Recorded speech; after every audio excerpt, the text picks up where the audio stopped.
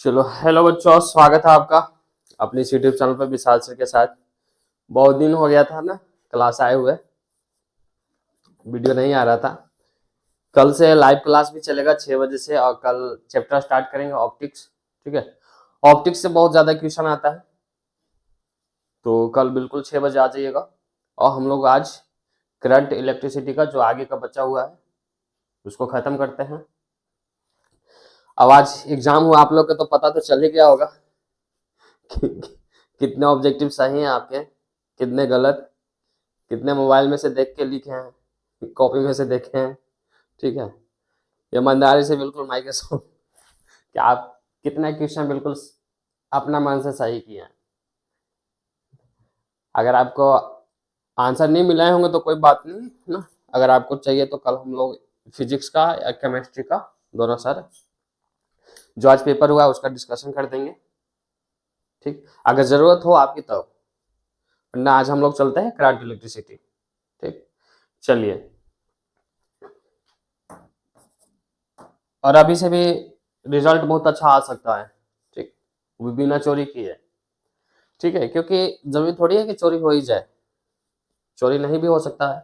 तो इसलिए पूरा फिजिक्स केमिस्ट्री जो भी आपका सिलेबस है ना, हिंदी इंग्लिश सब पूरा तैयारी करके जाइए, ताकि हमें चोरी करने की आवश्यकता न पड़े। तो ठीक है, चलिए हम लोग स्टार्ट करते हैं आज आगे। सेल, सेल सेल तो समझ ही रहे होंगे, नाम भी सुने होंगे। और इस सेल के बारे में हमें बहुत अच्छे से पढ़ना है, इलेक्ट्रोकेमिस्ट्री। ठीक है, 12th का फिजिकल केमिस्ट्री, इलेक्ट्रोकेमिस्ट्री, वहां पे सर पढ़ा देंगे, डीके सर बहुत अच्छे से। सेल हम लोग सिर्फ अभी जो आपके सिलेबस में फिजिक्स वाला उसको समझते हैं बस, पूरे सेल के बारे में नहीं पढ़ेंगे अच्छे से, हम लोग इलेक्ट्रोकेमिस्ट्री में पढ़ लेंगे। ठीक है, फिजिकल केमिस्ट्री का एक चैप्टर है, यहाँ पे जो जो चीजें हैं फिजिक्स वाला सिर्फ उसी के बारे में हम लोग समझेंगे। देखिए सेल होता क्या है, देखिए ये आपका सेल है, इसमें आपका विद्युत अपघट्य डूबा हुआ है, सॉरी डूबा हुआ नहीं, इसमें विद्युत अपघट्य है बहुत, लिक्विड। ठीक है, आप इलेक्ट्रोकेमिस्ट्री पढ़े होंगे तो वहां देखे होंगे ये सब चीजें। और विद्युत अपघट्य में हम लोग दो इलेक्ट्रोड डुबा के रखते हैं। यहाँ पे जो ग्रीन वाला है वो आपका इलेक्ट्रोड है, डूबा हुआ नहीं है, नहीं मानिए डूबा हुआ है इधर। ठीक है,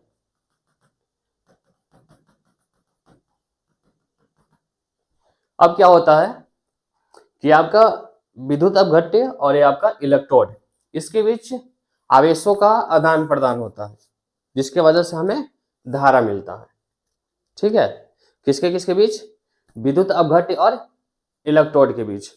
यहाँ पे जैसा देख रहे होंगे, यहाँ पे दो इलेक्ट्रोड है आपका पी और एन।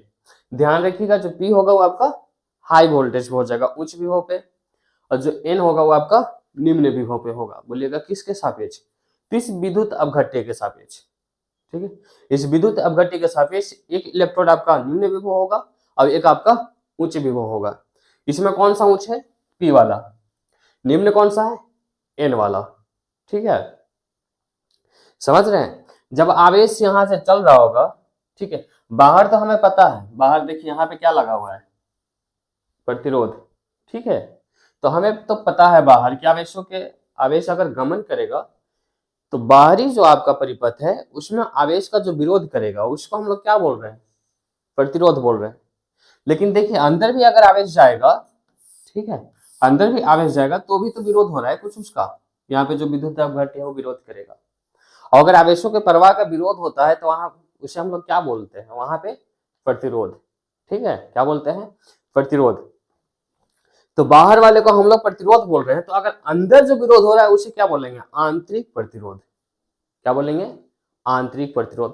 तो ध्यान रखिएगा, आंतरिक प्रतिरोध को हम लोग स्मॉल आर से, किससे, स्मॉल आर, ये आपका आंतरिक प्रतिरोध हो गया। ठीक, अब यहां पे देखिएगा थोड़ा सा, यहां पे देखिए आप थोड़ा, मान लेते हैं कि सेल है। ठीक, क्या है, सेल है। जो बहुत बड़ा सा हम लोग बनाए थे ना, उसी को हम लोग छोटा ऐसे करके दिखाएंगे संकेत के रूप में। ठीक है, ये क्या है बाबू, सेल है। यहाँ पे जो विभव, ये ध्यान रखिएगा, ठीक है। ये आपका हाई वोल्टेज हो गया, ये आपका लो वोल्टेज हो गया, है ना। थोड़ा पीछे समझ लेते हैं। ये आपका उच्च विभव है और ये आपका निम्न विभव है। तो इन दोनों के बीच जो विभव का अंतर है उसे क्या बोलेंगे हम लोग?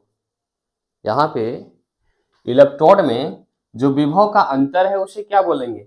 आपके दिमाग में आ रहा होगा कि इलेक्ट्रोडों का जो अंतर है विभव का, उसे हम लोग विभवांतर बोलेंगे। यही आ रहा है ना? नहीं, इसे हम लोग विद्युत वाहक बल बोलेंगे, ईएमएफ। ईएमएफ बोलते हैं इसको, ध्यान रखिएगा इस चीज को। इलेक्ट्रोडों का जैसे देखिए जैसे मान लेते हैं कि इसका विभव कितना है, वी पी, इसका विभव कितना है, वी एन। इन दोनों का अंतर कर देते हैं, अंतर कर देंगे। ये आपका निम्न विभव पे था, यहाँ पे क्या लगा देंगे, माइनस, ठीक है। इन दोनों के अंतर को हम लोग क्या बोलते हैं, ई बोलते हैं, ईएमएफ बोलते हैं, ठीक है। क्या बोलते हैं? ईएमएफ, विद्युत वाहक बल बोलते हैं। एक चीज तो हमें समझ में आया कि विद्युत वाहक बल एक तरीके का बल नहीं है, क्या है, एक तरीके का विभवांतर है। क्या? विभवांतर। अब विभवांतर का मात्रक क्या होता है? विभवांतर का मात्रक वोल्ट होता है। क्या होता है? वोल्ट। तो ईएमएफ का भी मात्रक क्या हो जाएगा? वोल्ट हो जाएगा। ध्यान रखिएगा, आपका आया हुआ क्वेश्चन ऑब्जेक्टिव, ठीक है। समझ रहे हैं? इलेक्ट्रोडों के विभव का अंतर, इलेक्ट्रोडों के विभव का अंतर को क्या बोलते हैं? विभवांतर नहीं, ईएमएफ। क्या बोलेंगे? ईएमएफ, विद्युत वाहक बल। अब विद्युत वाहक बल भी है और एक तरीके का क्या है, वो विभवांतर है। तो विभवांतर का मात्रक वोल्ट होता है, तो विद्युत वाहक बल का भी क्या हो जाएगा? वोल्ट हो जाएगा। विद्युत वाहक बल का मात्रक वोल्ट, विद्युत वाहक बल का मात्रक वोल्ट। ध्यान रखिएगा, आया हुआ क्वेश्चन है आप लोग का, ठीक है। इसका अधिकतर क्या है ना, ऑप्शन में न्यूटन जरूर रहेगा, ठीक है। एग्जामिनर जो है ना वो दिमाग के साथ खेल जाता है ना, जैसे बोलेगा विद्युत वाहक बल, तो अधिकतर जैसे बल देखते हैं ना तो न्यूटन, है ना। बल देखे तो न्यूटन नहीं, विद्युत वाहक बल लिखा हुआ है तो क्या मारना है? वोल्ट मारना है, ठीक है। ये आपका आया हुआ क्वेश्चन। चलते आगे, ठीक है। देखिए अब, यानी कि ईएमएफ ई, जब सेल से धारा नहीं प्रवाह हो रहा है, जब सेल से धारा नहीं बह रहा है और वहां पे जो वोल्टेज है उसको हम लोग क्या बोलेंगे? ईएमएफ। पहला चीज, अगर सेल से धारा नहीं बह रहा है और वहां पे विभव है, विभवांतर है, उसे हम लोग क्या बोलेंगे बाबू? विद्युत वाहक बल बोलेंगे, ईएमएफ बोलेंगे, ठीक है। अगर सेल से धारा प्रवाहित हो रहा है तो टर्मिनल वोल्टता बोलते हैं। क्या बोलेंगे? टर्मिनल वोल्टता। और उसको किससे दर्शाएंगे? भी से। किससे? भी से, है ना। थोड़ा सा कॉन्सेप्ट सीखिए। मान लीजिएगा अगर बैटरी से धारा नहीं बह रहा है, बैटरी से धारा नहीं बह रहा है, तो उस टाइम जो वोल्टेज है उस हम लोग क्या बोलेंगे? ईएमएफ बोलेंगे। क्या बोलेंगे? ईएमएफ। अब मान लीजिएगा अगर बैटरी से धारा बह रहा है, बैटरी से धारा बहना स्टार्ट हो गया, तो अब यहाँ पे जो विभवांतर होगा, अब यहाँ पे जो विभवांतर होगा उसे क्या बोलेंगे? टर्मिनल वोल्टता बोलेंगे। इसको किससे दर्शाएंगे? भी से। Doubt clear? कॉन्सेप्ट थोड़ा क्लियर रखिए, ठीक है। चलिए आगे। हाँ, एक चीज तो समझ गए ना, बैटरी के अंदर जो आपका विद्युत अपघट्य है वो आवेशों के प्रवाह का विरोध कर रहा है, तो वहां जो प्रतिरोध होता है उसे हम लोग आंतरिक प्रतिरोध कहते हैं। तो सिंपल यदि सेल है तो यहाँ पे क्या होगा? यहाँ पे क्या होगा? आंतरिक प्रतिरोध भी होगा। क्या होगा? आंतरिक प्रतिरोध भी होगा। समझ रहे हैं? ठीक है। एक बार और हम लोग याद करते हैं थोड़ा। जो दो इलेक्ट्रोड डूबा हुआ है विद्युत अपघट्य में, एक आपका विद्युत अपघट्य के सापेक्ष निम्न विभव पे और दूसरा वाला आपका उच्च विभव पे, इन दोनों का जो अंतर होता है उसी को क्या कहते हैं? विद्युत वाहक बल कहते हैं। विद्युत वाहक बल कहते हैं। कोई दिक्कत नहीं, लिखना चाहे तो लिख लीजिए, है ना। क्या लिखिएगा? ई बराबर Vp प्लस Vn, प्लस आ जाता है ना, कैसे? थोड़ा सा लिख ही दे क्या, Vp माइनस Vn, तो माइनस माइनस क्या हो गया बाबू? प्लस हो गया, ठीक है। तो ई बराबर, अब ये क्या है? इलेक्ट्रोड का विभव। ये क्या है? दूसरे इलेक्ट्रोड का विभव। ये आपका उच्च विभव वाला इलेक्ट्रोड और ये आपका निम्न विभव वाला इलेक्ट्रोड। समझ गए? ठीक है। अब चलते हैं हम लोग आगे थोड़ा सा। देखिए, बोलिएगा सर ये बताइए कि जो ईएमएफ है वो टर्मिनल वोल्टता से ज्यादा होगा, कम होगा, बराबर होगा, क्या होगा? कुछ होगा। जैसे मान लीजिए कि एक सेल दिया हम आपको, बोले 5 वोल्ट, ठीक है। अब उसमें से करंट प्रवाहित करने लगे, ठीक है, क्या करने लगे? करंट प्रवाहित करने लगे। तो अब वहां पे जो वोल्टेज आ जाएगा वो ईएमएफ से ज्यादा होगा कि कम होगा? 5 वोल्ट से ज्यादा हो जाएगा या कम हो जाएगा? तो एक चीज ध्यान रखिए, टर्मिनल वोल्टता निर्भर करता है कि वो जो बैटरी आप लाए हैं ना, सेल लाए हैं, सॉरी सेल जो लाए हैं, वो क्या डिस्चार्ज हो रहा है या फिर चार्ज हो रहा है। उसको, उससे आप बल्ब जला रहे हैं या उसको आप चार्ज में लगाए हैं, ठीक है। इस पे बोलिएगा ऐसे कैसे?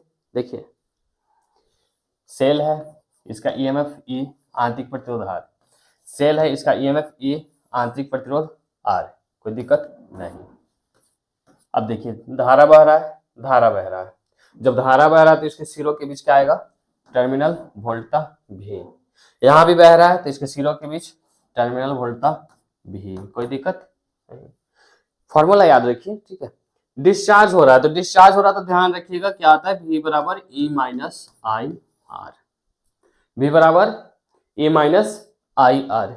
अगर चार्ज हो रहा है तो E plus I R. V बराबर E प्लस आई आर। समझ में आया? डिस्चार्ज हो रहा है तो E माइनस आई आर, और चार्ज हो रहा है तो E प्लस आई आर। देखिए, ये आपका ईएमएफ, इसमें कुछ हम लोग घटा रहे हैं, तो सिंपल बात, टर्मिनल वोल्टता ईएमएफ से कम हो गया। घटा रहे हैं मतलब कम आएगा। ये आपका ईएमएफ, इसमें हम लोग कुछ जोड़ रहे हैं। देखिए, जोड़ रहे हैं तो क्या हो जाएगा? ज्यादा। यानी कि यहां से हमें वो कंडीशन मिल गया भाई कि टर्मिनल वोल्टता जो होता है ईएमएफ से कम भी है और ज्यादा भी, दोनों हो सकता है। और डिपेंड करेगा कि सेल को हम लोग चार्ज कर रहे हैं या डिस्चार्ज कर रहे हैं। समझ गए? सेल को क्या कर रहे हैं? चार्ज या डिस्चार्ज। एक बार साथ साथ बोलिए। अगर डिस्चार्ज करेंगे तो V बराबर E minus I are. Discharge कीजिएगा तो V बराबर E माइनस आई आर। अगर उसी को हम लोग चार्ज करेंगे तो V बराबर E plus I R. V बराबर E प्लस आई आर। समझ गए? हाँ समझ गए। लेगा कि ईएमएफ का हम लोग डेफिनेशन क्या देंगे? विभव का, विभवांतर का तो दे देते हैं। ईएमएफ का डेफिनेशन क्या कर देंगे अगर बोर्ड में आ गया तो? बता सकते हैं?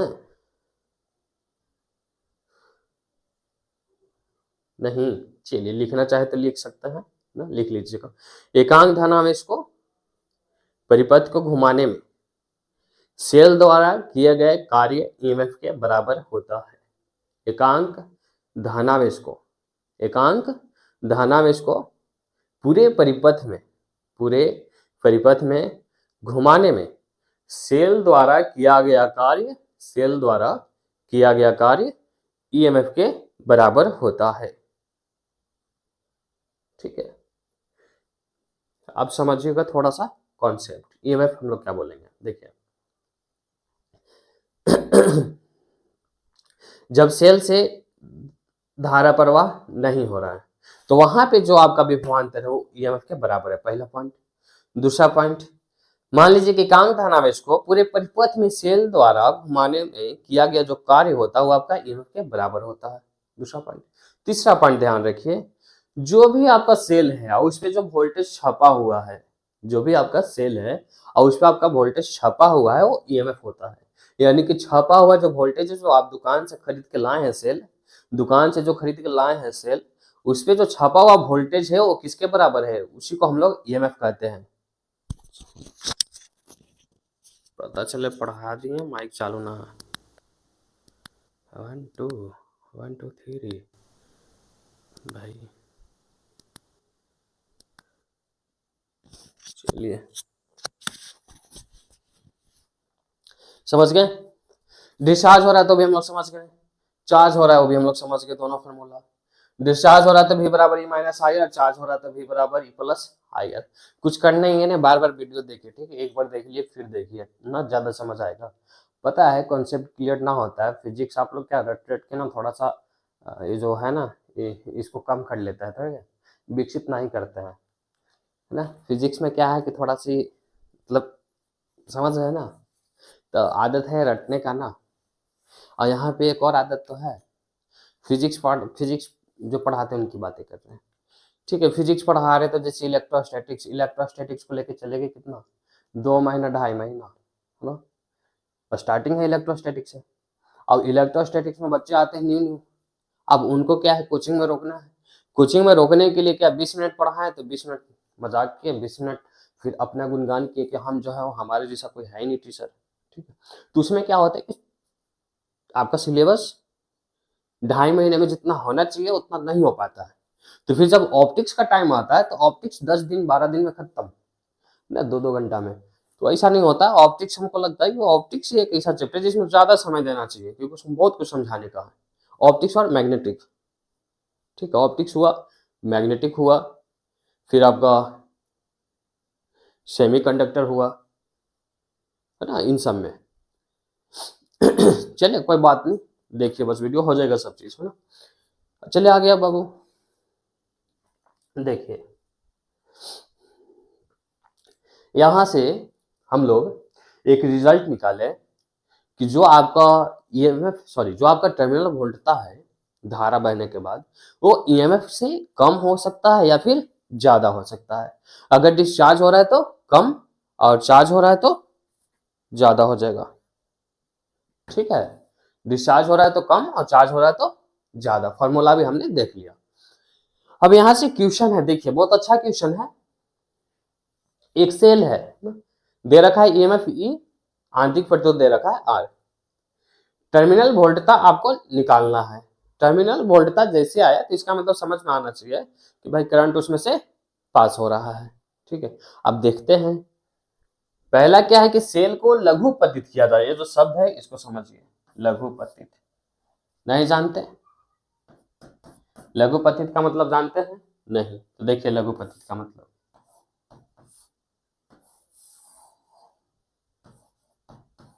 लघुपतित का मतलब है इस तरीके से। ठीक है, लघुपतित का मतलब है इस तरीके से, यानी कि बाहर से कोई भी प्रतिरोध इसमें नहीं जोड़ा गया है, बाहर से कोई भी प्रतिरोध नहीं जोड़ा गया है, इसी को लघुपतित कहा जाता है। ठीक है, लघुपतित हिंदी। अब निकाल लेते हैं हम लोग, सिंपल बात है। यहां से क्या हो रहा होगा, कुछ ने बोला है तो क्या डिस्चार्ज हो रहा है, साइन वन नहीं दिया। देखिए तो V बराबर E minus I are, V बराबर E माइनस आई आर, कोई बात नहीं।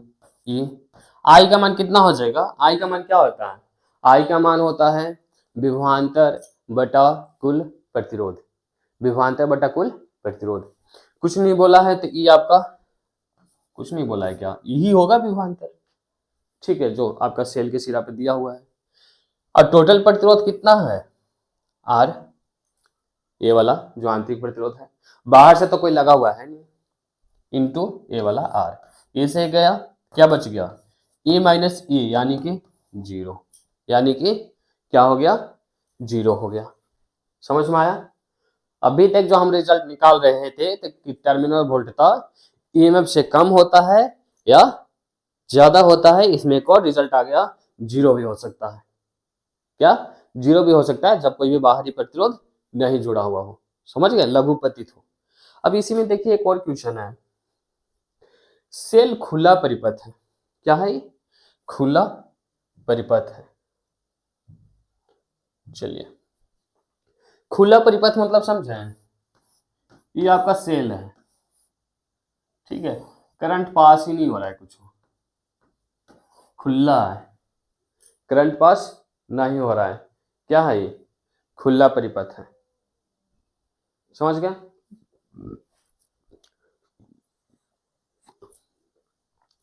तो क्या हो जाएगा, V बराबर E माइनस आई आर, धारा नहीं बहेगा, परिपथ खुला है तो धारा बहेगा ही नहीं। क्या हो गया,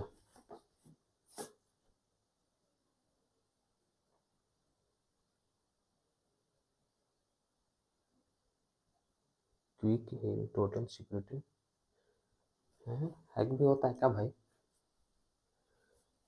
तो V बराबर क्या आ गया, E आ गया, V बराबर E। तो यहां से हम लोग एक नौटंकी पॉइंट लिख लेंगे, नोटा पॉइंट लिख लेंगे ना, नोटंकी पॉइंट क्या हो जाएगा नोटंकी पॉइंट में कि सेल का जो टर्मिनल वोल्टता है वो ईएमएफ से कम, ईएमएफ से ज्यादा, जीरो या ईएमएफ के बराबर हो सकता है। कम, ज्यादा, जीरो और बराबर। क्या क्या बाबू? कम हो सकता है, अधिक हो सकता है, बराबर हो सकता है या फिर शून्य हो सकता है। क्या क्या? कम, ज्यादा, बराबर, जीरो। समझ गए? चलिए आगे अब देखिए, यहां से आपको आई निकालना है। क्या? आई। कोई बात नहीं, बहुत सिंपल है। आई बराबर क्या होता है? बी बटा आर, बी बटा आर। तो देखिए भी यहाँ पे कितना है? ई। और टोटल प्रतिरोध कितना हो गया? देखिए ई आंतरिक प्रतिरोध, आई बाहर वाला ई, दोनों देखिए तो श्रेणी में है। श्रेणी में है तो क्या हो जाएगा? Total R plus R. हो गया खत्म, आर प्लस आर। ठीक है। अब यहाँ बोला है आई मैक्सिमम, आई मैक्सिमम अधिकतम धारा। तो अधिकतम धारा देखिए विभवांतर बटा अधिकतम कब होगा आप बताइए? जब नीचे वाला ही जो है सबसे कम हो। बताइए अधिकतम कब होगा? जिससे हम लोग भाग दे रहे हो क्या हो? सबसे कम हो। अब सबसे कम होने के लिए क्या है? इसको भगा दें। इन दोनों में से किसको भगाएं बताइए? कैपिटल आर को हम लोग हटा सकते हैं लेकिन स्मॉल आर को नहीं हटा सकते हैं। अगर एक बार बैटरी जो मार्केट में आ गया उसका आंतरिक प्रतिरोध मान लीजिए कि 2 वोल्ट 1 वोल्ट जो भी है, सॉरी वोल्ट करें ओम, 1 ओम 2 ओम जो है, अब उसको कैसे हटाइएगा? हाँ इतना जरूर कर सकते हैं कि बाहर वाला हम लोग कोई भी प्रतिरोध ना जोड़े, यानी कि इसको हम लोग नहीं जोड़ सकते। अगर अधिकतम धारा पूछा है तो सिर्फ एक प्रतिरोध बचेगा जो कि आंतरिक प्रतिरोध होगा, तो ई अपॉन आर। समझ गए? ठीक है। अब ये पूछा है आंतरिक प्रतिरोध, तो ध्यान रखिएगा इसका फॉर्मूला होता है E minus V upon V into R. आता कैसे ही बताते हैं, सॉल्व करना पड़ेगा। इससे v बराबर ई माइनस आई आर, और यहाँ पे आपको क्या रखना होगा? इसके जगह E upon R plus are.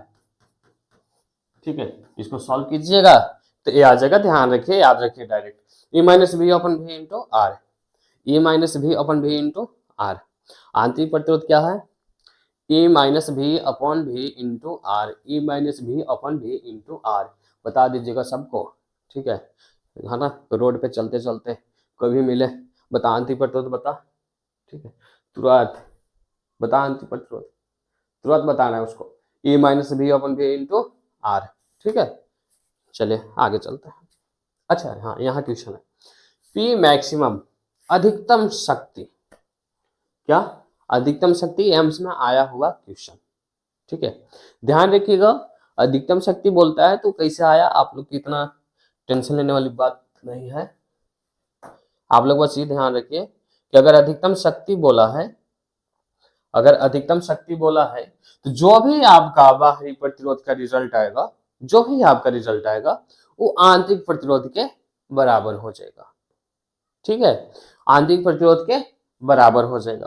तो देखिए ये जो है, अब ये जो है, जैसे अधिकतम शक्ति बोला है तो ये दोनों क्या हो जाएंगे? बराबर। क्या हो जाएंगे? बराबर हो जाएंगे। ठीक है, अधिकतम शक्ति जैसे ही बोल दिया तो इसका शर्त मान लीजिए, एक है ना, दिमाग में डाल लीजिए। ठीक है, दिमाग में डाल लीजिए कि जो भी आपका रिजल्ट आता है प्रतिरोध का वो आपका आंतरिक प्रतिरोध की क्या हो जाएगा? बराबर हो जाएगा। बोर्ड में शायद इतना हार्ड क्वेश्चन तो नहीं आएगा हमारे ख्याल से। ठीक है, ये सब आ सकता है, इधर वाला नहीं आएगा। ठीक है, आ भी जाए तो कोई बात नहीं, पूरा तैयारी करके जा रहे हैं। समझ गए? अब निकालिए, अब निकालिए पूरा। अब निकाल सकते हैं पी बराबर क्या होता है? I square R, I square R. लगाइए फिर फॉर्मूला पूरा। ठीक,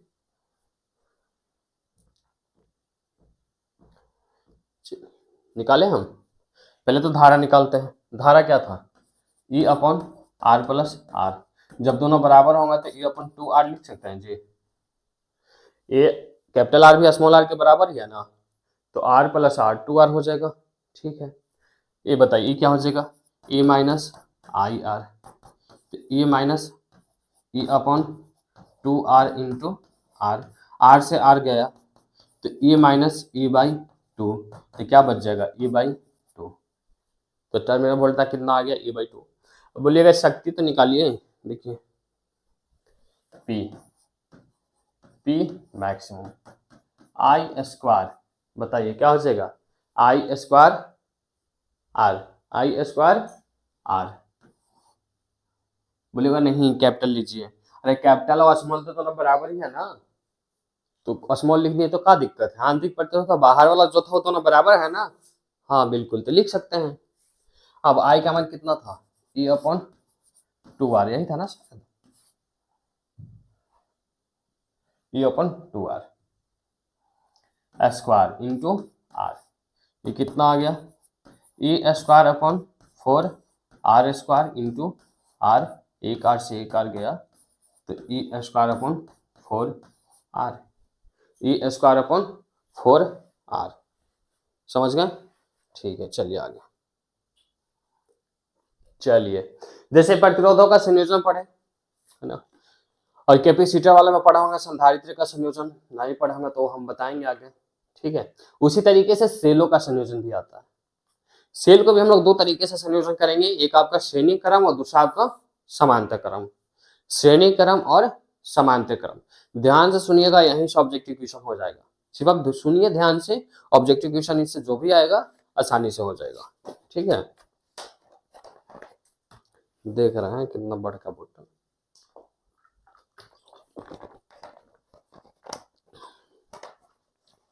अब टाइम तो कम है, अब सॉरी टाइम तो बहुत कम है, अब कितना 42 दिन तो बचा है, 42 दिन नहीं 41 दिन, दिसंबर 30 दिन, इधर 11 दिन, 41 दिन। जनवरी को काउंट मत कीजिएगा, वो निकल जाता है झट से, ठीक है। हम लोग भी तो 12th करके ही आए ना इधर, तो हम इनको पता है। आप भी तो सोच ही रहे होंगे ना जब अगस्त में होंगे, जून जुलाई में होंगे, अभी बहुत टाइम है पढ़ेंगे, देखिए नवंबर आ गया, निकला ना टाइम, तो उसी तरीके से जनवरी भी निकल जाएगा झट से, तो लग जाइए थोड़ा सा। सिर्फ नवंबर और दिसंबर जो कर सकते हैं, मानिए कि दिसंबर में ही एग्जाम है, दिसंबर के लास्ट में, ठीक है, दिसंबर के लास्ट तक पूरी एकदम अच्छे तरीके से तैयारी कर लेना, ताकि जनवरी जो होगा वो रिवीजन का बहुत अच्छे से टाइम मिल जाएगा। एक चीज़ और, थोड़ा सा शिकायत आप लोगों से, ठीक है, जो हुआ सो हुआ, ठीक है, लेकिन हमारा तो खैर फिजिक्स खत्म हो गया है ना, ऑप्टिक्स का सिर्फ एक चैप्टर बचा है, वेब ऑप्टिक्स, बाकी तो सारा कंप्लीट हो गया, रिवीजन भी चल रहा है अब उसमें ना, टेस्ट ये सब बहुत सारे।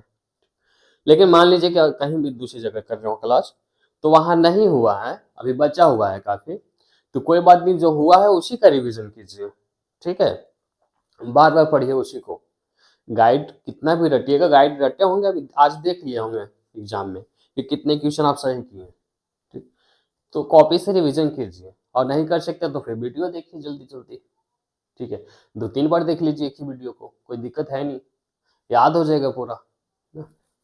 हो सकता है फर्स्ट बार देख रहे हो तो ज़्यादा समझ नहीं आ रहा होगा शायद, लेकिन 2-3 बार देखिए आसानी से आ जाएगा समझ में, ठीक है, क्योंकि हम ज़्यादा हार्ड लेवल नहीं पढ़ा रहे, बिल्कुल बोर्ड लेवल, थोड़ा थोड़ा क्वेश्चन हम लोग चले जाते हैं, 1-2 क्वेश्चन, बाकी नहीं, 1-2 क्वेश्चन बस, ठीक है। नहीं तो बहुत सारे के क्या है ना कि बोलते हैं कि सर 5 जनवरी के बोला है ख़त्म करना फिजिक्स, और 5 के बाद टाइम कहाँ मिलेगा रिवीजन का, अरे तो कोई बात नहीं, जो खत्म हुआ है उसको रिवीजन कीजिए, काहे खुद ये सब बोल बोल के दिलासा दे रहे हैं कि अभी बहुत टाइम है, या फिर 5 को खत्म होगा तो उसके बाद ही रिवीजन करेंगे, ऐसा कहीं लिखा हुआ है क्या कि पूरा सिलेबस खत्म हो जाए उसके बाद ही रिवीजन स्टार्ट करेंगे, नहीं ना, तो फिर कीजिए अभी से जो जो हो गया है, मानते हैं गलती हो है टीचर का, लेकिन ठीक है ना, वो हमेशा होता है ऐसा ही, आपके साथ थोड़ी हुआ, ठीक है, नेक्स्ट ईयर भी यही चलेगा। अब क्या है ना कि कहने का मतलब ऐसा है कि आप लोग की भी गलती है ना थोड़ा, अगर टीचर मार मजाक ना करे, ये सब ना करे जनवरी में, तो आप लोग रुकते ही नहीं है, निकल जाता है दूसरा जगह, तो इसीलिए समझ गए हैं कि किस तरीके से आपकी भावनाओं के साथ खेलना है, तो खेल जाते हैं, ठीक, तो थोड़ा 41 दिन, सिर्फ और सिर्फ 41 दिन, दिसंबर के लास्ट में एग्जाम है, ठीक है, हमारा वैसा है, जिसको रुकना है वो रुकेगा, जिसको जाना है वो जाएगा क्लास से, कोई दिक्कत नहीं, ठीक है। अगर इलेक्ट्रोस्टैटिक्स 1 मंथ का है तो हम 1 मंथ में खत्म करेंगे, 20 दिन का है तो 20 दिन में खत्म करेंगे अच्छे से, ताकि ऑप्टिक्स पे टाइम दे और चैप्टर पे टाइम दे। ऐसा नहीं कि लास्ट में फिर 2-2 घंटे 3-3 घंटे और जो क्लास जा रहा है 1 मंथ का उसको 10 दिन में खत्म करे, ये सब नहीं हो पाता है। ठीक, चलिए कोई बात नहीं, हम लोग आ जाते हैं सेलों का संयोजन। और सबसे पहले श्रेणी क्रम संयोजन। संयोजन का मतलब तो समझ ही रहे होंगे। जैसे हमारे पास 4 सेल हैं, देख लीजिए, विद्युत वाहक बल E1 R1, E2 R2, E3 R3, E4 R4। अब इन चारों की जगह हमें सिर्फ और सिर्फ एक सेल चाहिए। इसका कितना हो जाएगा विद्युत वाहक बल, नहीं पता तो क्या लिख दे E नेट। इसका आंतरिक प्रतिरोध कितना हो जाएगा, नहीं पता तो क्या लिख दे R नेट। निकालते हैं E नेट और R नेट कितना होता है, E नेट और R नेट कितना होता है। ध्यान रखिएगा, अगर श्रेणी में जुड़ा है तो डायरेक्ट आप जोड़ दीजिए, E1 plus E2 plus E3 plus E4, और भी अगर रहे तो उसको आगे जोड़ते चले जाइए। लेकिन ध्यान रखिए सबका ध्रुवता सेम हो। इसका पॉजिटिव इधर है, सॉरी हाई वोल्टेज इधर है, इसका भी हाई वोल्टेज इधर, इसका भी हाई वोल्टेज इधर है, इसका भी हाई वोल्टेज इधर। अगर किसी का भी हाई वोल्टेज इधर हो गया, जैसे कि एग्जांपल देके बता रहे हैं, ठीक है, मान लीजिए कि आगे गया लो वोल्टेज और इधर हाई वोल्टेज, अभी क्या है E5 R5, तो फिर क्या किया जाएगा, यहाँ पे प्लस नहीं, यहाँ पे फिर क्या आता, यहाँ पे प्लस नहीं, यहाँ पे माइनस आता, माइनस E5। समझ गए है ना। ध्रुवता सेम होना चाहिए, तब हम लोग जोड़ देते हैं। अगर विपरीत है तो फिर हम लोग घटा देते हैं, कोई दिक्कत नहीं। अगर 2 गो रहता और दोनों का ई रहता तो कितना हो जाता, E प्लस E 2E। 3 गो रहता तो E कितना 3E। 4 गो रहता तो E कितना 4E। समझ रहे, तो अगर n रहेगा तो कितना NE, है ना। अगर मान लीजिए कि श्रेणी क्रम में बैटरी जुड़ा हुआ, सेल जुड़ा हुआ है, सबका आंतरिक प्रतिरोध बराबर है और 5 गो है, तो कितना हो जाएगा आंसर 5E। 6 गो है तो कितना हो जाएगा 6E। 7 गो है तो 7E। अगर मान लीजिए है n है तो NE, कितना NE। समझ रहे हैं, हाँ सर समझ रहे हैं।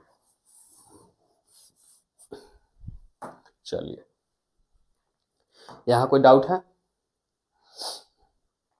कोई भी डाउट हो तो ठीक है, लाइव क्लास तो कल से चलेगा, अभी रिकॉर्डिंग चल रहा है ना, तो मान लीजिए कोई डाउट है तो आप कमेंट में बोल दिया कीजिए कि सर इतने मिनट पे यहाँ पे समझाइएगा, नहीं समझ आया तो जब भी अगला लेक्चर होगा तो हम जरूर वहाँ वाला चीज आपको समझा करके ही आगे जाएंगे।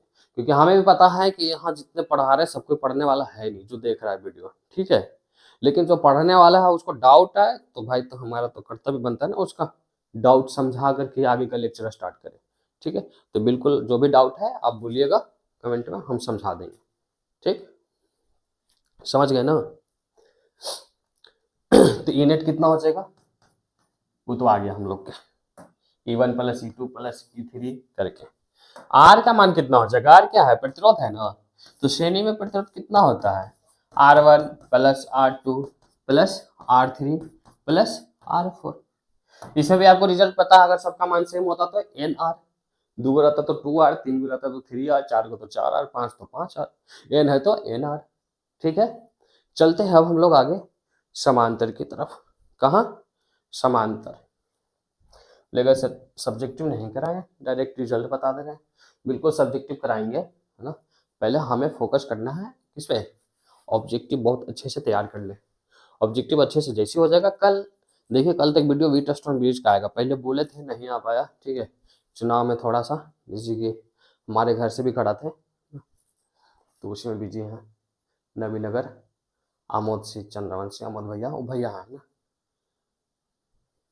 तो थोड़ा यही था कि जीत जाएंगे, और जीत भी गए थे, लेकिन क्या कहानी कुछ अलग हो गया था।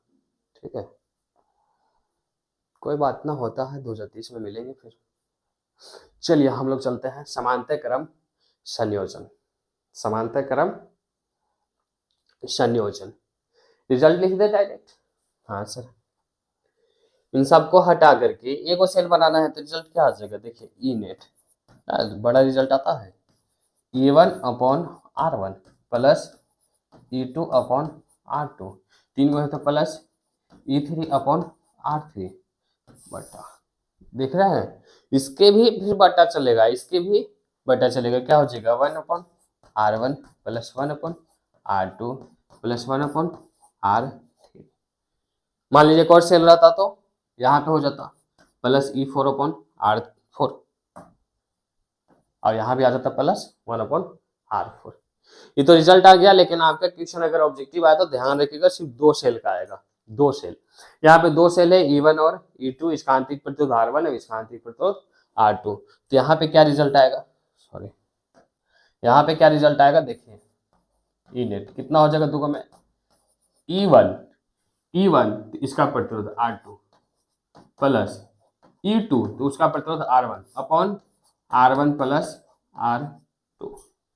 E1 R2 plus E2 R1 upon R1 plus R2 upon R1 plus R2। ठीक, एक चीज और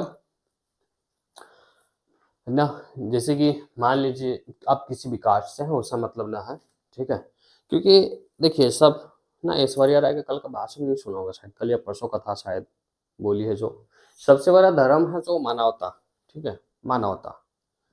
और एक न एक दिन तो हम सबको राखी होना है, चाहे हम हो चाहे आप हो, ठीक है। तो राजनीति के चलते एक दूसरा के माँ बहन का गाली ना दीजिए, क्योंकि बहुत देख रहे हैं इंस्टाग्राम पे या फिर ट्विटर पे, ठीक है, कितना ज्यादा से ज्यादा 11th-12th का होंगे, 9th-10th का, ठीक है। तो कोई खेसारी लाल की बेटी का रेप करने का धमकी, तो कोई किसी यादव समाज की माँ बहन का गाली, तो ये सब चीजें गलत है। अगर हम खैर आप लोग नहीं होंगे इन सब चीज़ों में, हम ऐसा आशा रखते हैं, ठीक है, अच्छे बालक हैं, लेकिन फिर भी इन सब चीज़ों को बढ़ावा नहीं देना चाहिए, ठीक है, क्योंकि ध्यान रखिए कि जिस समाज को आप गंदा कर रहे हैं आप भी उसी समाज में हैं और आपके घर वाले भी उसी समाज में रहेंगे, ठीक है, आपकी बहन आपकी माँ भी, हमारी बहन हमारी माँ भी, तो किसी भी दूसरे समाज की माँ बहन की गाली देना ये सब सही नहीं है।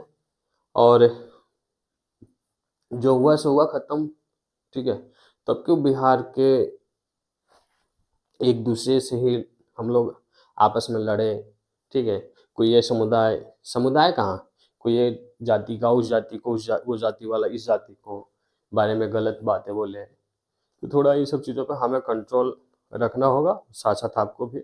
अब इसको बढ़ावा भी नहीं देना, अगर ऐसा रील्स आ भी जाए सीधे उसको अनफॉलो कीजिए या फिर जो भी आप कर सकते हैं, लेकिन शेयर वेयर मत कीजिए, बढ़ावा नहीं देना है, ठीक। खेसारी लाल यादव चुनाव लड़ा, ठीक है, उसमें बेटी का क्या गलती था जो बेटी के रेप करने की धमकी दे रहा, चीजें गलत है ना ये सब, तो ये सब नहीं करना है हमें। चले आ जाए, खैर ये सब चीज़ों पर हम ज़्यादा बोलते ना, लेकिन हमें थोड़ा सा बहुत खराब लगा था, क्योंकि खेसारी लाल का जो भी भाषण देखिए बहुत ही अच्छा, ठीक है, जो भी चुनाव लड़ा है ना बहुत अच्छे कॉलेज की पे इन सब चीज़ों पे, क्या है कि उसके एक भाषण को तोड़ मरोड़ के पेश कर दिए कि राम मंदिर का विरोध कर रहा है, विरोध नहीं कर रहा था, उसके भाषण पूरा सुनिएगा। खेसारी लाल यादव बस इतने बोला कि भाई ठीक है मंदिर बनाओ मस्जिद बनाओ लेकिन स्कूल भी बनाओ साथ में, ठीक, यही यही बात बोला था।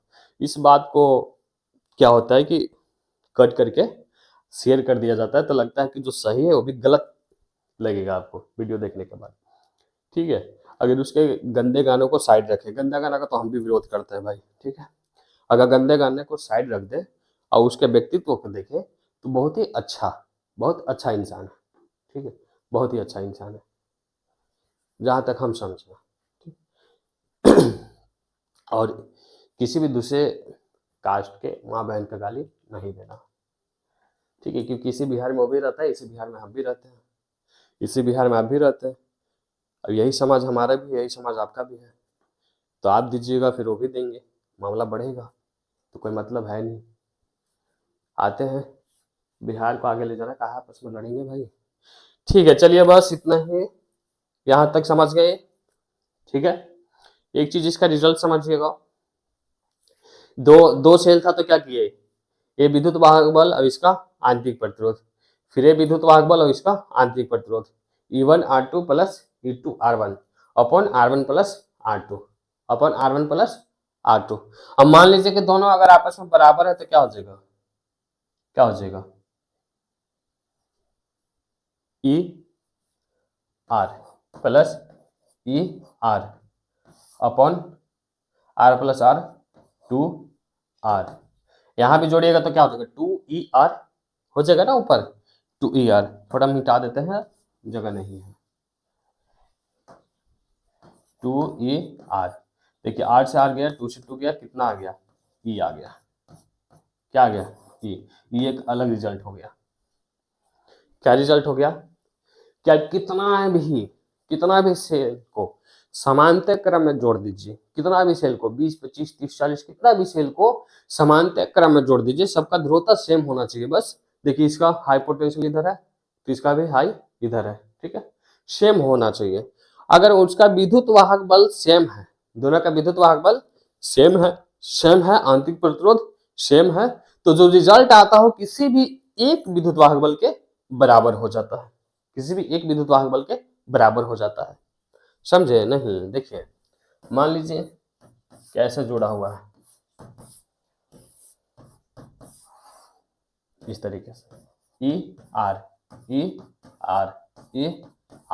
इसका रिजल्ट क्या हो जाएगा ई, इसका रिजल्ट क्या हो जाएगा ई हो जाएगा। समझे? इसका रिजल्ट विद्युत वाहक बल का रिजल्ट ई हो जाएगा।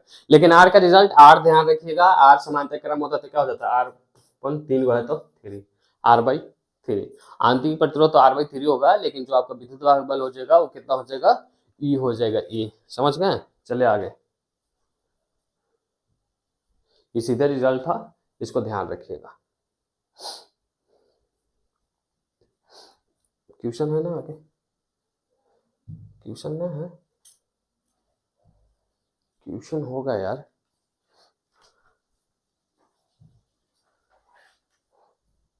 श्रेणी क्रम, समांतर क्रम,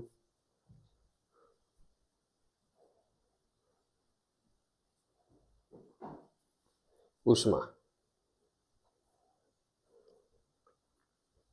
चलिए ऊष्मा समझ लेते हैं बस ना, बाकी तो रिजल्ट देखेंगे सीधे। ऊष्मा क्या है?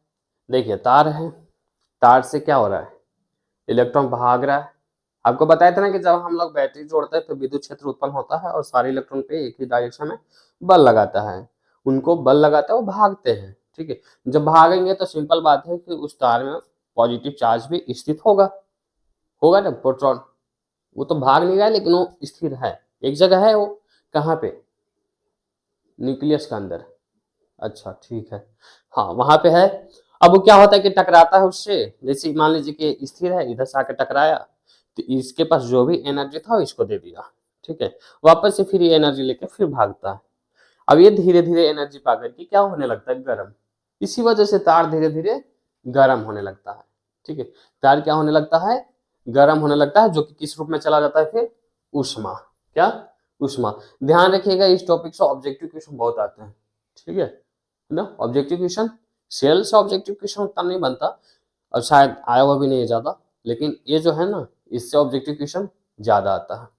तो समझते हैं क्या था, तार था, तार धीरे धीरे क्या हो जाता है, गर्म हो जाता है, तार धीरे धीरे गर्म हो जाता है।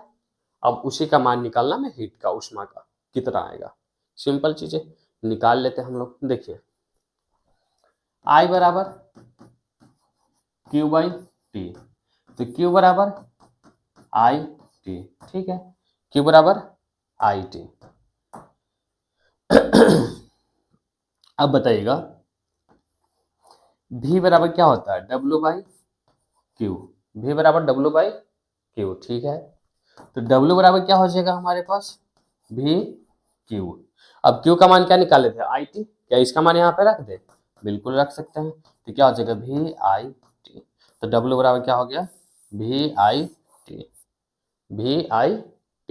इसी को चेंज करें, देखिए V बराबर क्या होता है IR, V बराबर IR, अब इधर से कुछ था IT था, तो क्या हो गया I²RT, I²RT।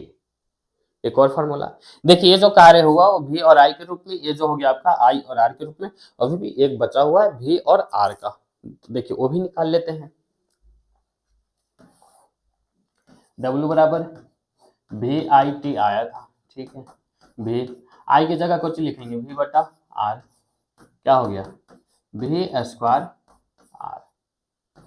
3 आ गए हमारे पास, तीनों याद रखना है, तीनों का याद रखिएगा, एक को याद रखिएगा तो तीनों अपने आप सॉल्व हो जाएगा, निकाल सकते हैं। ठीक है, प्रैक्टिस कर लीजिएगा। तो W बराबर वी आई टी, इसी से लेकर के आ गए आई स्क्वायर आर टी, अब इसी से हम लोग लेके आ गए V square upon R, V square upon R. और यही जो किया गया कार्य है यही किस में चला जाएगा, ऊष्मा में चला जाएगा, यही किस में चला जाएगा, ऊष्मा में चला जाएगा। समझ गए? बोलेगा मात्रक, मात्रक से क्वेश्चन आता है तो क्या होता है कार्य का, जूल। क्या होता है, जूल। एक और कुछ याद है क्या, कैलोरी। तो 1 कैलोरी बराबर 4.2 जूल, 1 कैलोरी बराबर 1 कैलोरी बराबर 4.2 जूल। बोलिएगा कि अच्छा एक और बताइएगा, किलोवाट घंटा, 1 किलोवाट घंटा कितने जूल के बराबर है, 1 किलोवाट घंटा कितने जूल के बराबर। बोलिएगा अच्छा किलोवाट किस लेके आ गए, समझाएंगे उसको। चले आगे। अच्छा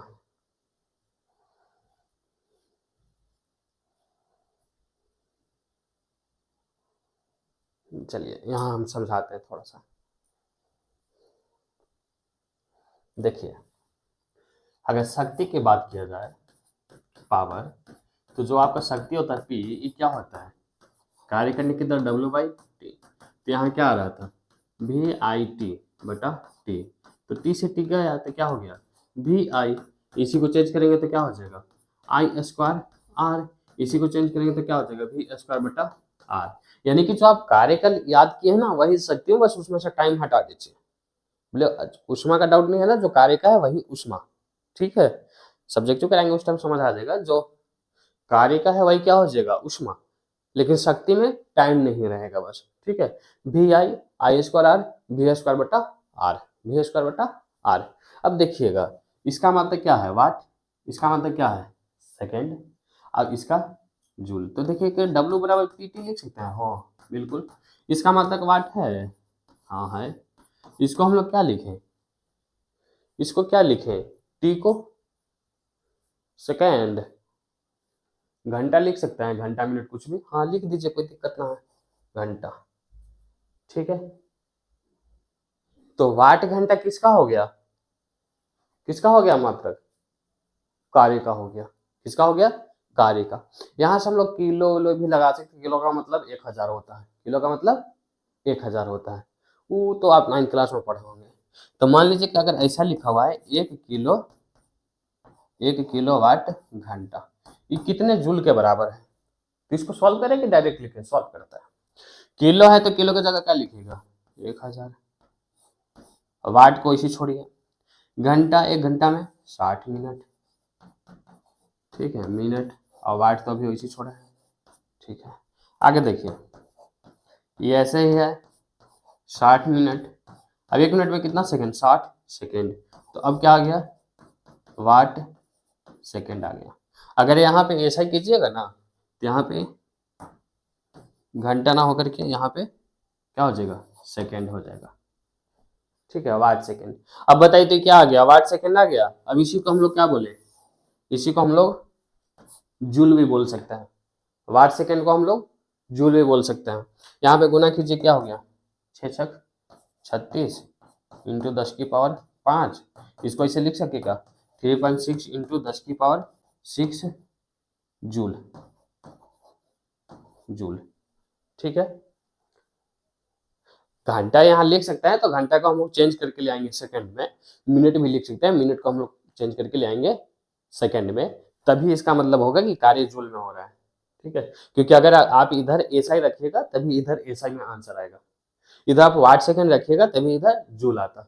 जो हम 8 घंटा लिखे थे ना शुरू में, तो घंटा था तो कोई दिक्कत नहीं, वहां पे हम लोग मिनट आके सेकंड आते। अब जो आंसर होता वो जूल में आता कार्य, समझ रहे हैं। ठीक है, 3.6 इंटू 10 की पावर 6 जूल। कुछ याद रखने की जरूरत नहीं, एक चीज याद रखिए, 1 किलोवाट घंटा 49 मिनट, 1 किलोवाट घंटा बराबर 3.6 इंटू 10 की पावर 6 जूल, 3.6 इंटू 10 की पावर 6 जूल। ठीक है, ऐसे भी लिख सकते हैं 36 इंटू 10 की पावर 5, हम 3.6 कर दे रहे हैं इंटू 10 की पावर 6 जूल। समझ गए। और इसी को बोलता है ना कि 1 मिनट 2 मिनट 3 मिनट बिजली आया, इसी को क्या बोला जाता है, एक यूनिट बोला जाता है, इसी को एक यूनिट बोला जाता है, समझे। यानी कि देखिए, अगर आप 1000 वाट, क्या सॉरी इसको अच्छे से समझा देते हैं। अगर आप 1000 वाट का कोई भी बल्ब है आपका, अब इसको 1 घंटा तक, कितना घंटा, 1 घंटा तक चलाइएगा ना, कितना, 1 घंटा तक, तो अब जाकर के 1 यूनिट आता है, समझे। 1000 वाट का कोई भी चीज 1 घंटा तक एक साथ है, उसको जलाइए चलाइए जो भी करना है, तो वो 1 यूनिट होता है, समझ गए। चलिए आगे देखिए, अब इसमें पावर ना, पावर बताना है कि प्रतिरोध बढ़ने पे पावर बढ़ेगा कि घटेगा, प्रतिरोध बढ़ने पे पावर बढ़ेगा कि घटेगा। तो देखिए P बराबर क्या होता है, P बराबर बोलिएगा, P बराबर V स्क्वायर बटा R, V स्क्वायर बटा R, अच्छा ऐसा। और यहाँ पे फिर P बराबर V स्क्वायर बटा R। अगर हम आपको तुलना करने के लिए बोलते हैं यहाँ से, तो यहाँ तुलना कीजिएगा P1 बटा P2 बराबर, बताइए R2 बटा R1, क्योंकि बटा में आ रहा है ना, हम शुरू दिन ही सबसे पहले यही सिखाए थे कि कैसे फार्मूला बनाया जाता है। बटा में आ रहा है ना, तो अगर इसके ऊपर 1 होगा तो यहाँ ऊपर 2 होगा, लेकिन ये क्या है बाबू, गलत बोलेगा, ऐसे कैसे, ऐसे कैसे। यहाँ से क्या रिजल्ट निकल रहा है कि प्रतिरोध बढ़ाएंगे तो ये क्या होगा, घटेगा, क्या होगा, घटेगा। ऐसा जरूरी थोड़ी है, समझते हैं हम लोग, ऐसे कैसे। देखिए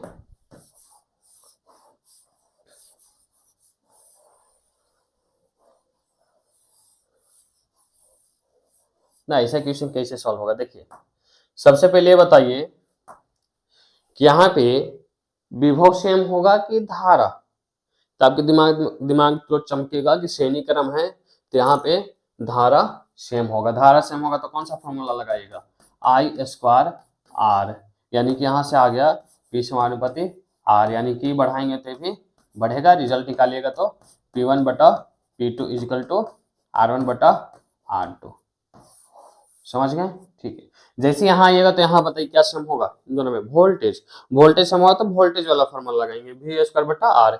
यहाँ पे साफ साफ पता चल रहा है कि जो P है वो R का क्या है, व्युत्क्रमानुपाती है, यानी कि इसको बढ़ाएंगे तो ये घटेगा, इसको बढ़ाएंगे तो ये घटेगा। यहाँ देखिए बढ़ाने से बढ़ रहा था, यहाँ बढ़ाने से घट रहा है, तो निर्भर करेगा श्रेणी क्रम है कि समांतर क्रम है, श्रेणी क्रम है कि समांतर है। अगर श्रेणी क्रम है तो प्रतिरोध बढ़ाने से R बढ़ता है, समांतर है तो प्रतिरोध बढ़ाने से, सॉरी श्रेणी है तो क्या बोल दिए, श्रेणी है तो R बढ़ाने से P बढ़ता है, श्रेणी है तो R बढ़ाने से P बढ़ता है, लेकिन अगर समांतर है तो R बढ़ाने से P घटता है, R को बढ़ाइएगा तो P घटेगा, समझे, ठीक। यानी कि R को बढ़ाने पे P बढ़ भी सकता है और घट भी सकता है, वो निर्भर करेगा कि श्रेणी है कि समांतर। अगर श्रेणी है तो इसको बढ़ाएगा तो बढ़ेगा, अगर समांतर है तो इसको बढ़ाएगा तो घटेगा, समझ गए। चलते हैं आगे फॉर्मूला पे। देखिए n समान प्रतिरोध है, एक बार सबको श्रेणी में जोड़े, एक बार सबको समांतर में, ठीक है। श्रेणी में जोड़े उस टाइम कितना था, हीट HS, समांतर में जोड़े उस टाइम कितना है, HP। अब इनका क्या निकालना है, अनुपात, तो निकाल लेते हैं पहले। HS बराबर V स्क्वायर बटा R नेट, समान वोल्टता बोला, ठीक है, V स्क्वायर बटा R नेट। बताइए श्रेणी है तो कितना आ जाएगा रिजल्ट, अगर n प्रतिरोध है तो श्रेणी है तो कितना रिजल्ट आएगा, RN या NR जो भी बोलना है, याद है ना थोड़ा, NR। इसी तरीके से अगर समांतर होगा तो क्या हो जाएगा, V स्क्वायर बटा R नेट, समांतर में क्या होता है R बटा N कहाँ चला गया ऊपर, रेशियो निकालना है निकाल दीजिए, V स्क्वायर अपॉन NR, यहाँ क्या हो जाएगा v² n upon r। v² से v² गया, समान बोलता बोला है, इसी गया, क्या हो गया 1/n², यानी कि ये आंसर आ गया। ठीक, अच्छा क्वेश्चन था। ठीक है, चलते हैं। अब हम लोग करेंगे कल ऑप्टिक्स 6 बजे लाइव, बिल्कुल ठीक है, ज्वाइन हो जाइएगा। और पढ़ाने का तरीका बता दे रहे हैं। स्टार्ट करेंगे हम लोग सीधे अपवर्तन से, है ना, परावर्तन पढ़ेंगे, सब पढ़ेंगे, अपवर्तन से स्टार्ट करेंगे, जहाँ से क्वेश्चन सबसे ज़्यादा आता है उसको समझेंगे। और जैसे जैसे टॉपिक होता जाएगा वैसे वैसे उस टॉपिक से जितना भी क्वेश्चन आया हुआ है बिहार बोर्ड में, हम लोग उसको भी सॉल्व करते हुए जाएंगे।